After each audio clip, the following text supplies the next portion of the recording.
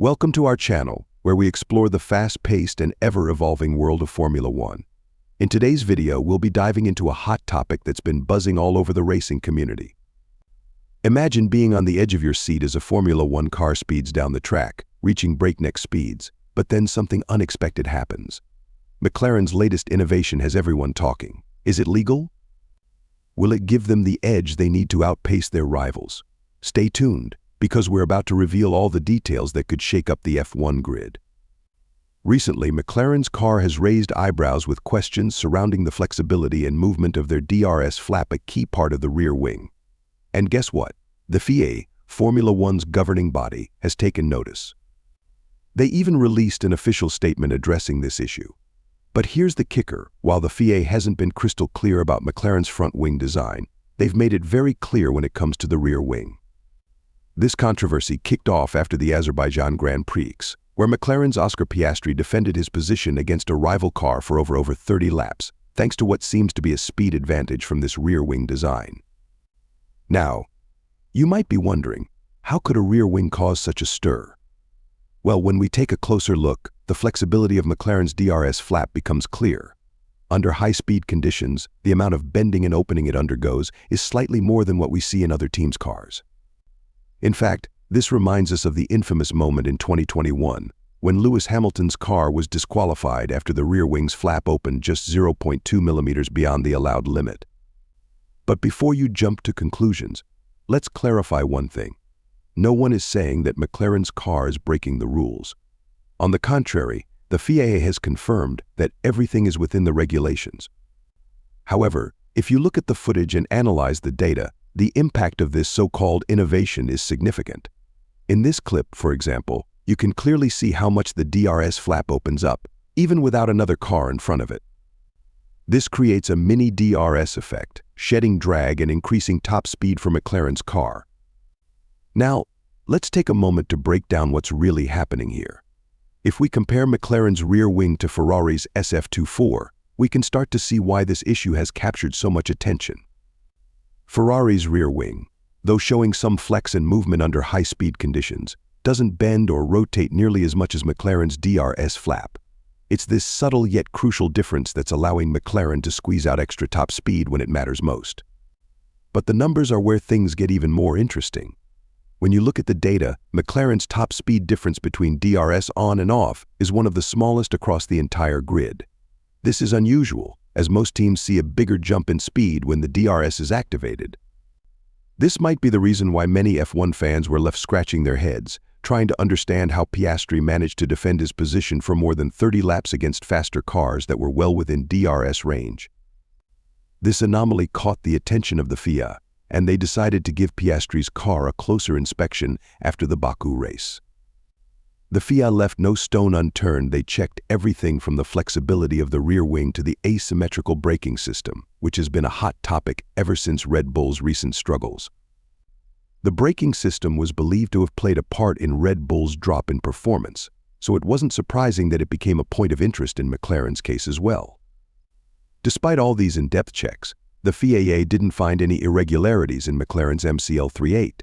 This speaks volumes about how carefully McLaren is walking the fine line between innovation and regulation.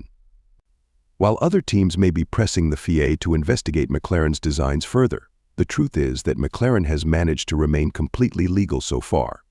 This only highlights how much of an advantage they've been able to carve out through their clever engineering. What's fascinating here is that this isn't the first time we've seen teams push the boundaries of what's allowed. In a sport like Formula One, innovation is king, and McLaren's ability to stay ahead of the curve while following the letter of the law is what's keeping them competitive. As they say, if you're not innovating, you're falling behind, and McLaren certainly isn't falling behind. As we move forward, it's clear that McLaren's innovations haven't just caused a stir among fans, but among other teams as well. The FIA's thorough inspection of McLaren's car after the Baku Grand Prix, including a deep dive into the car's design and performance data, only further cemented their place as a leader in pushing technical boundaries. But while McLaren's car passed all tests, the bigger question remains: will other teams try to replicate this approach? For example, Ferrari's SF24 may show some flexing under high-speed conditions, but it simply doesn't compare to what McLaren has achieved.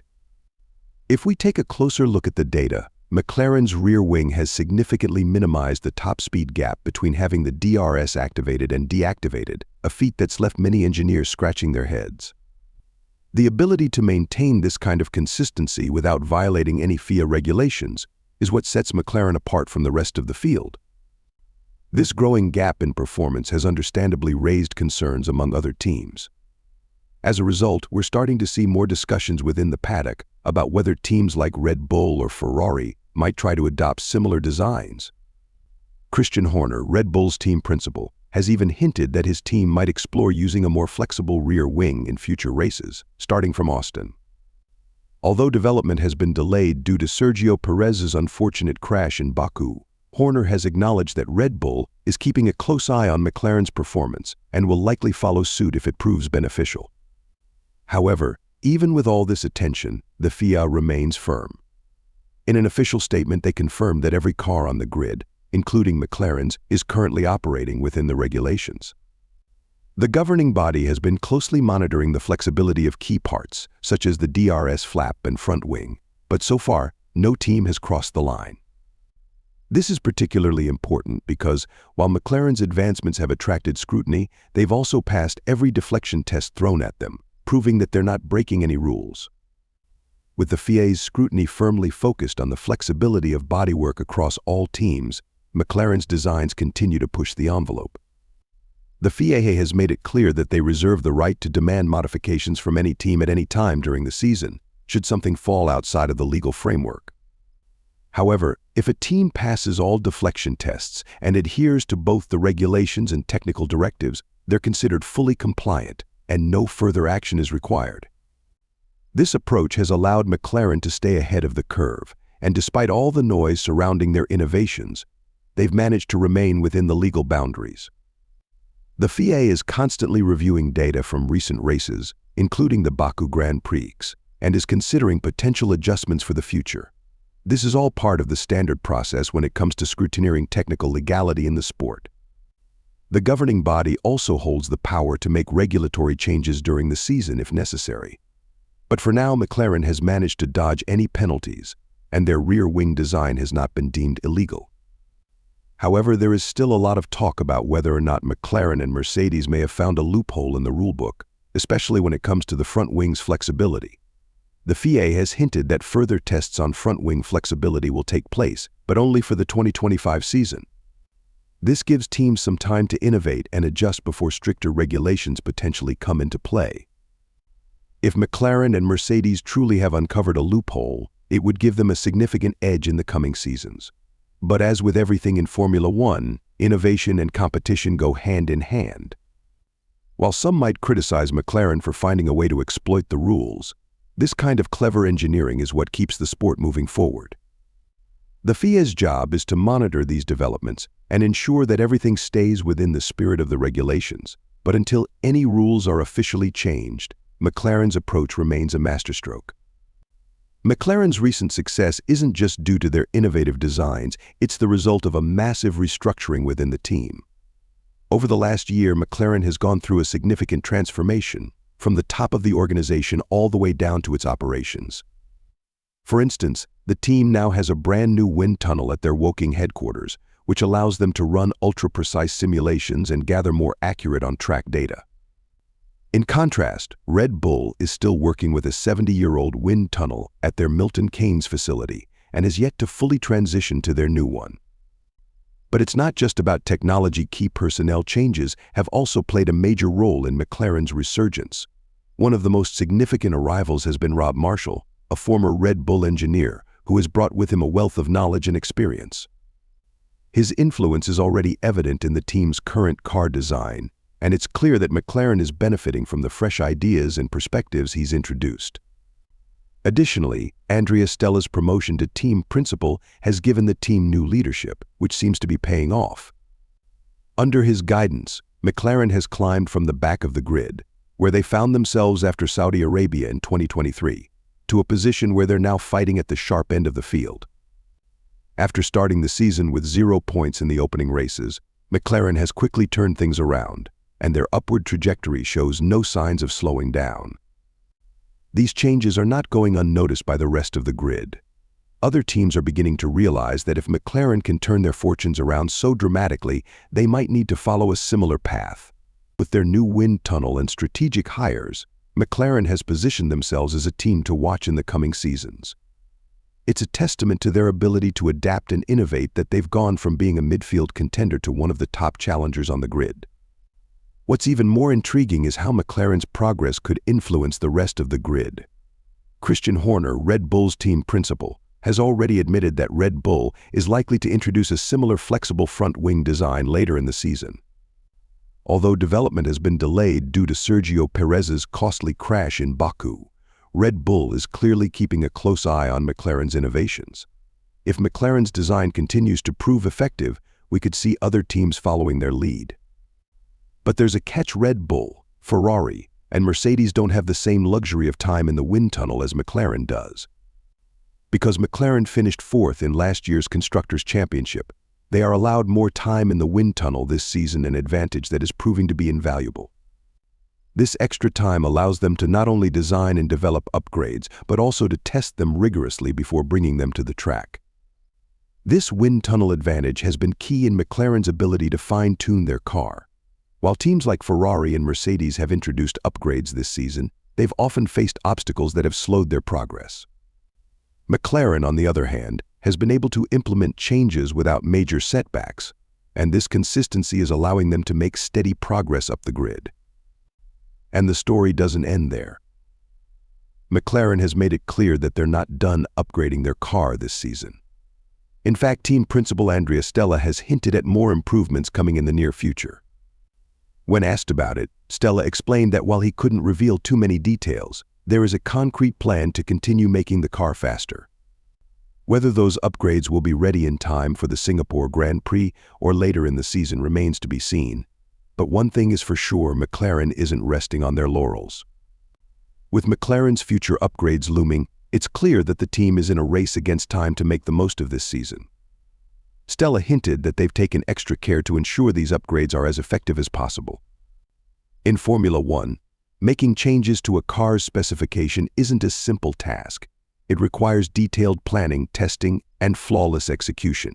This is why McLaren has opted to take a little more time to refine their upgrades before bringing them to the track. When these upgrades do arrive, they could be a game changer. While we wait to see how these upgrades play out, another key issue McLaren faces is balancing the ambitions of its two highly competitive drivers, Lando Norris and Oscar Piastri. Both drivers have proven their skill this season, and it's been impressive to see how closely matched they are in performance. Interestingly, Piastri is now much closer to Norris in the standings than Norris is to Max Verstappen, the championship leader. This speaks volumes about the current state of McLaren's car and their drivers' potential.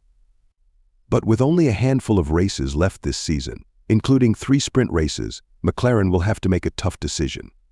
With Lando Norris currently 59 points behind Verstappen, it's likely that McLaren will prioritize him in situations where team orders could come into play.